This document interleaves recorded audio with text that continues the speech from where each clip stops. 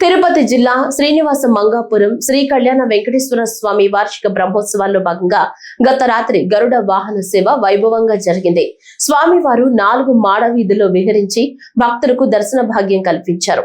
భక్తజన బృందాలు చెక్క భజనలు కోలాటాలతో స్వామివారిని కీర్తిస్తుండగా కేరళ కళాకారుల వాయిద్యాలు మంగళ వాయిద్యాల నడుమ స్వామివారి వాహన సేవ కోలాహలంగా జరిగింది.